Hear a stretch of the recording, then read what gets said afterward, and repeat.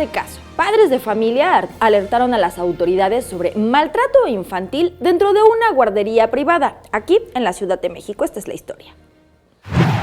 Maltrataban a los niños, los amarraban, los enredaban. El pasado 15 de febrero, elementos de la policía de la alcaldía Tláhuac recibieron un reporte de maltrato infantil dentro de la guardería María Elaine, ubicada en la calle Enríquez Álvaro Henao, en la colonia Zapotitla. A través de una transmisión en vivo, las madres denunciaron que los niños eran amarrados y encerrados en el baño o metidos en una caja si lloraban.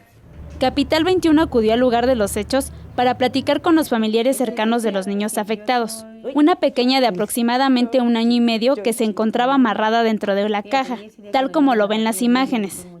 Nos enteramos por una persona que por casualidad ese día entró a la guardería, tomó las fotos que respectivas ya se están hecho públicas. Es cuestión de que ya nos habíamos enterado, aquí llegamos a ver que la niña decían que sí comía, y ya cuando llegaba aquí luego la niña comía con desesperación, como si no hubiera comido en todo el día. Al parecer mi hermana se dio cuenta que la niña traía un chichón, entonces fueron a ver qué era lo que estaba pasando. A pesar de que los familiares procedieron con una demanda, la directora y la maestra de la guardería se encuentran libres. Y que a las señoras no las podían privar de su libertad. Que esto es un proceso y hasta que no se demuestre lo contrario, entonces a ellas no les pueden hacer nada.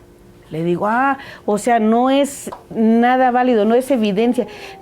Lo que le estamos enseñando, los golpes que la niña tuvo el jueves, o sea, un día antes. La guardería ya no existe. El inmueble luce pintado de otro color y está en venta. Con imágenes de Joel Arias, Gloria López, 21 Noticias.